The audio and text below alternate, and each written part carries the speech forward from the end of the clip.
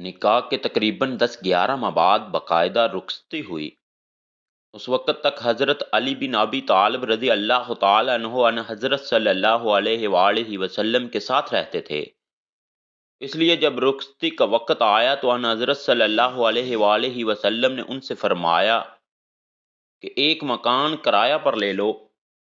چنانچہ حارث بن النعمان کا مکان ملا اور حضرت علی ملکہ جنت کو رخصت کرا کے اس گھر میں لے آئے۔ حضرت سیدۃ الزہرا سلام اللہ علیہ کو اپنے گھر سے کوئی جہیز نہیں ملا تھا۔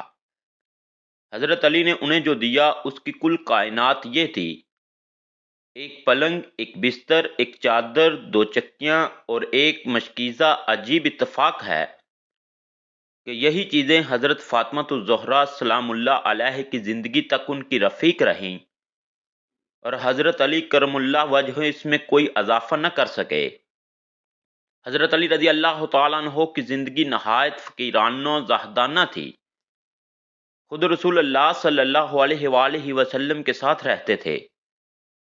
ذاتی ملکیت میں صرف ایک اونٹ تھا جس کے ذریعہ سے اصغر ایک قسم کی گھاس کی تجارت کر کے دعوت ولیمہ کے لیے کچھ رقم جمع کرنے کا ارادہ تھا، لیکن حضرت حمزہ رضی اللہ تعالیٰ عنہ نے حالت نشہ میں اس وقت شراب حرام نہیں ہوئی تھی۔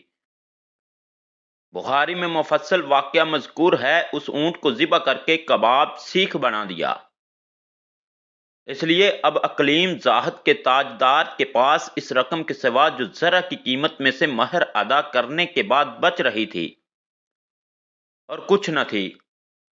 چنانچہ اس سے دعوت ولیمہ کا سامان کیا، جس میں کھجور، جو کی روٹی، پنیر اور ایک خاص قسم کا شوربہ تھا، لیکن یہ اس زمانہ کے لحاظ سے پرتکلف ولیمہ تھا۔ حضرت اسماء رضی اللہ تعالیٰ عنہا کا بیان ہے کہ اس زمانہ میں اس سے بہتر ولیمہ نہیں ہوا۔